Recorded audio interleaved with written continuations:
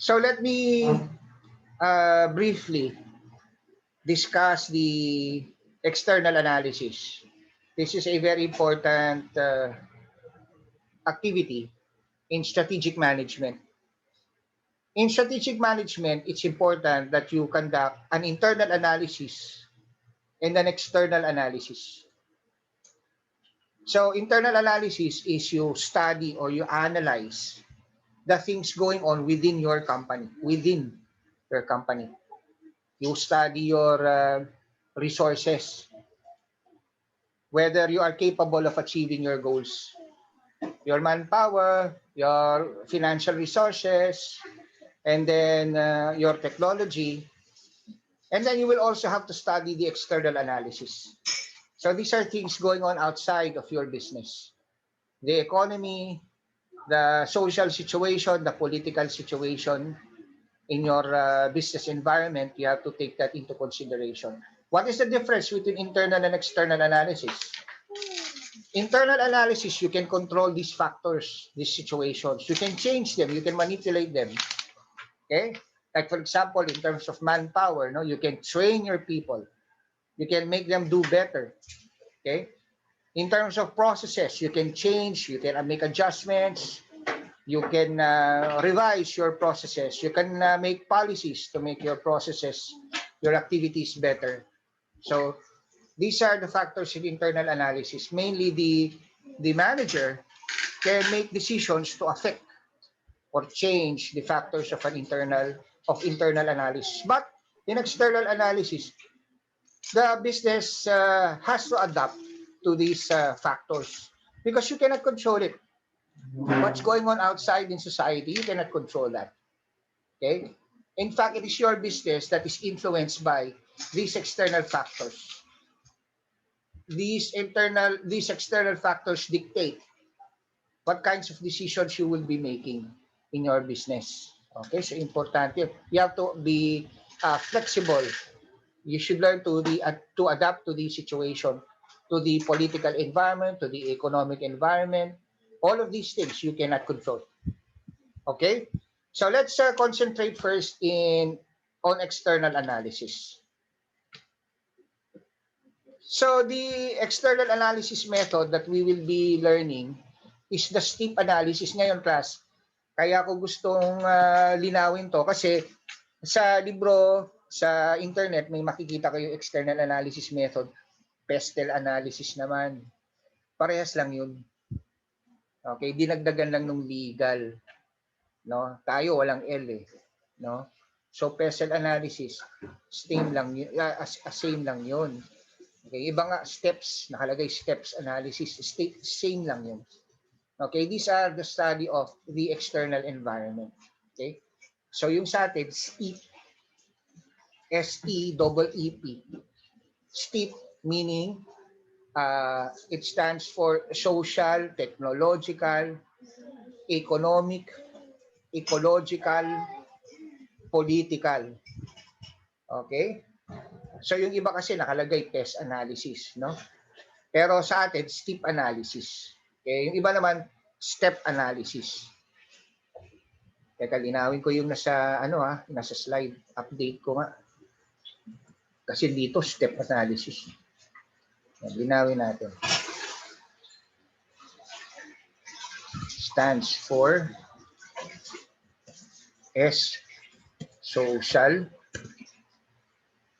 Gawin nating red yan.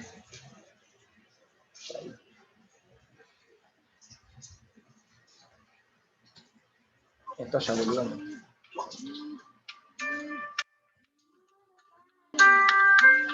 Okay.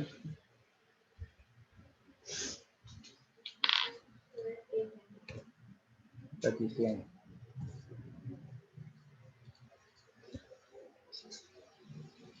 Tapos ecological or environment. Or environment yan eh.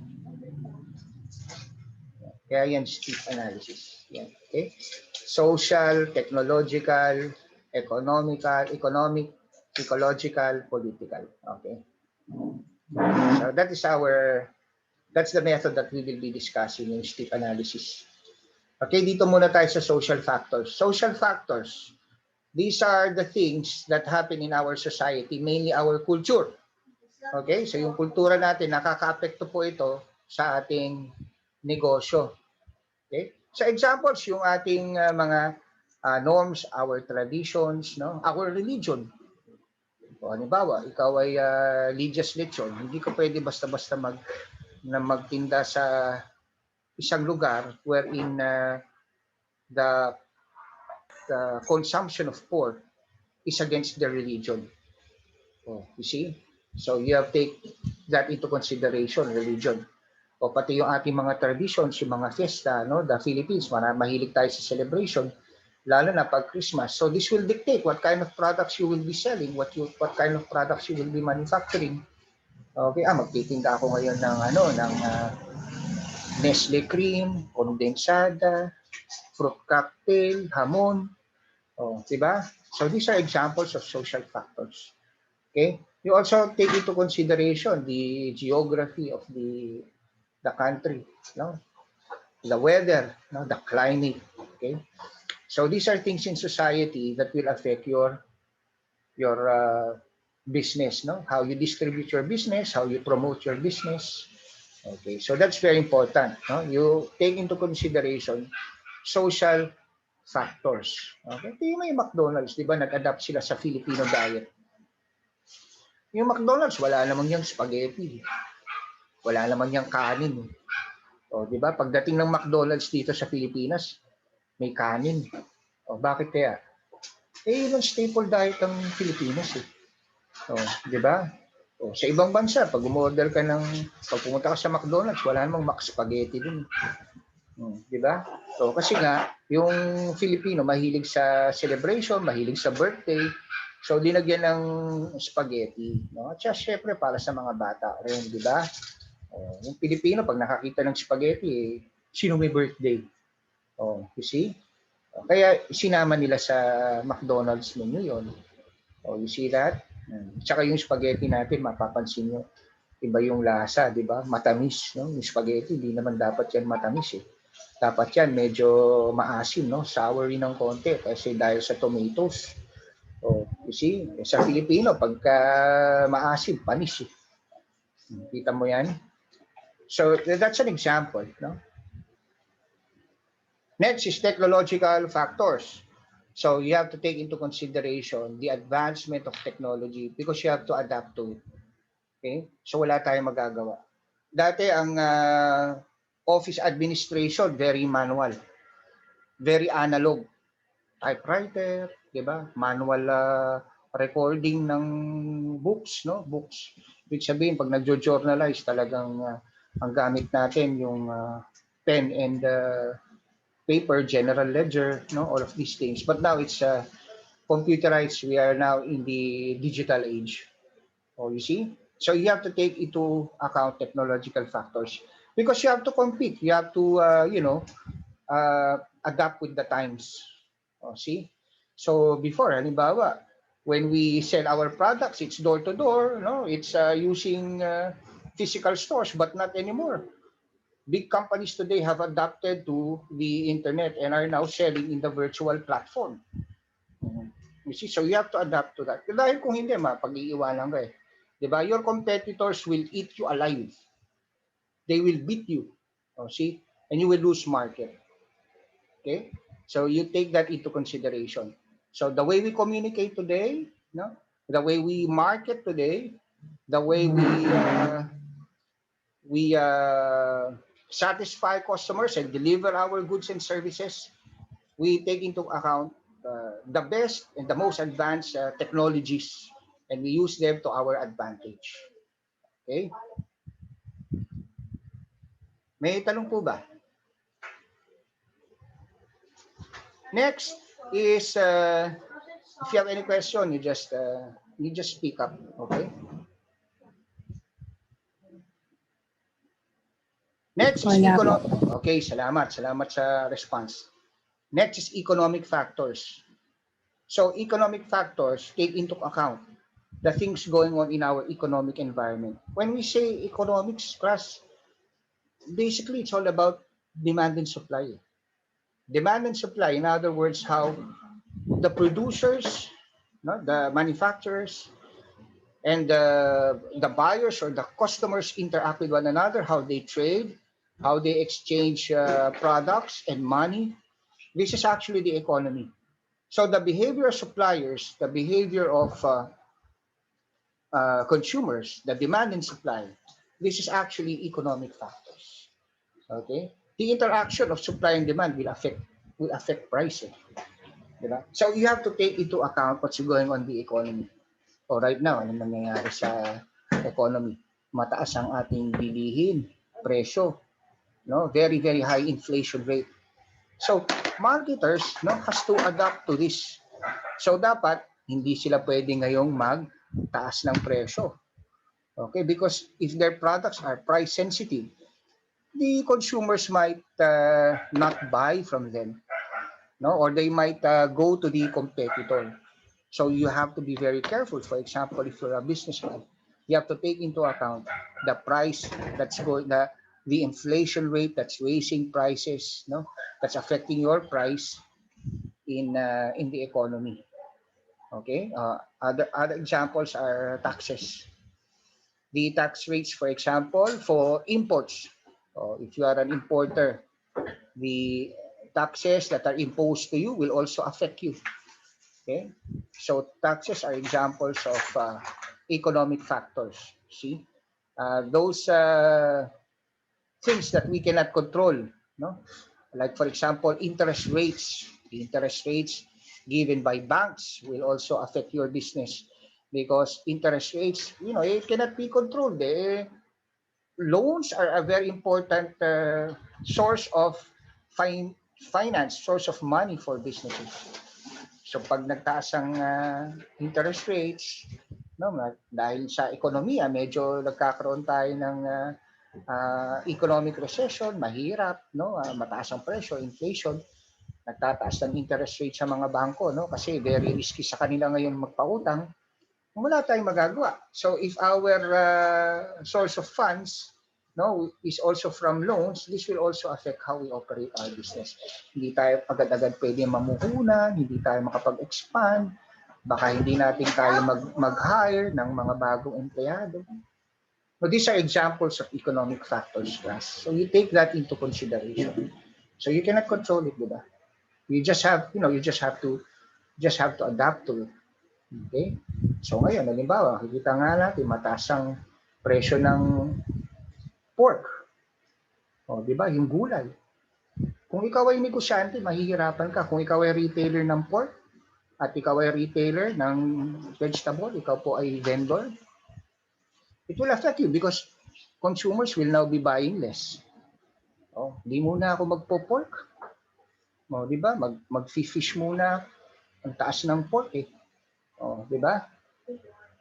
Pati yung supplier ng pork, they will also be affected. If you're the supplier of pork, you're the supplier of vegetables, konti rin ang kukunin ng retailers sa'yo. Konti rin ang kukunin sa'yo halimbawa ng mga distributors, ng mga wholesalers. Bakit naman sila kukuha ng marami kung konti ang bumibili sa kanila? Di ba? So if you're the supplier, you're gonna have to adapt to it. That means probably you will have to raise or farm a few of these produce, a few of these poultry products. Diba? Konti muna ang itatanim ko ngayon. Konti muna ang aalagaan kong biik ngayon. No? Konti lang. So pag puro konti lang, mahina negosyo.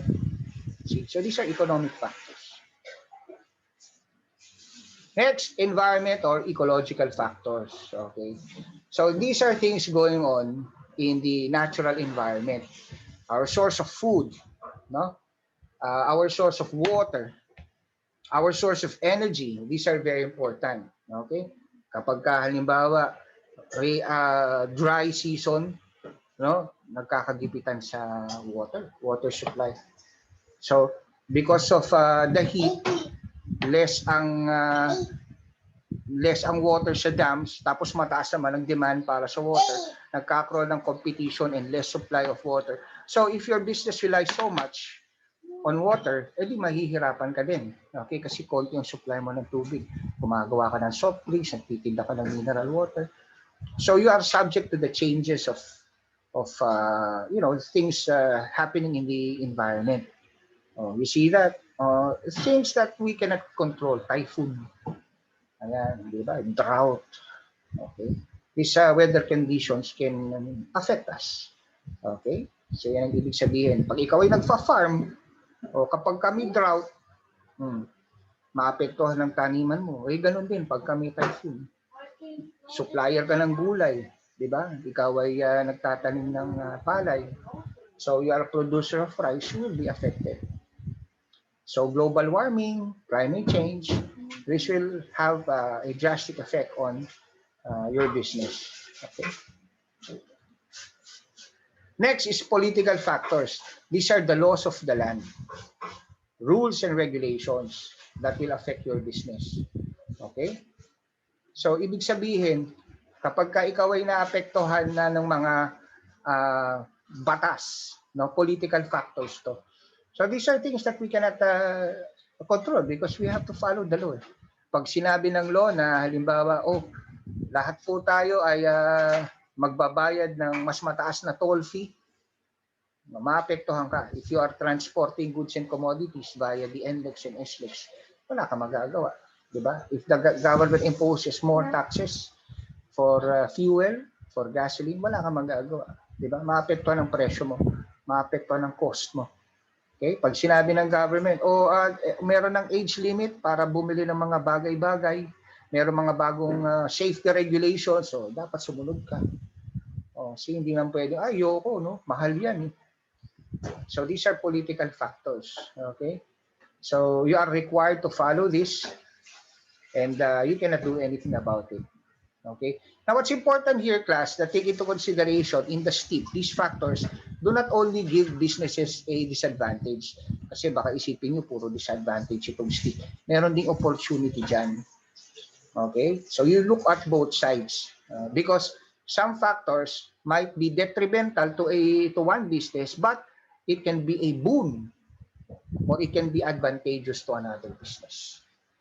Okay? Now, class, ito po ang example ko nung STIP analysis for Tesla. So makikita nyo, these are the factors under social, no? These are the factors that might affect Tesla. It can affect them positively. It can affect them negatively. Okay? So for social, for example, millennials prefer cleaner emission cars. Yung mga new generation, mas gusto nila electric vehicles. So this is an opportunity for Tesla. Status symbol also ang electric vehicles. May dating. So there is some pride in owning an electric vehicle. So this is good for Tesla. Short and limited range travel.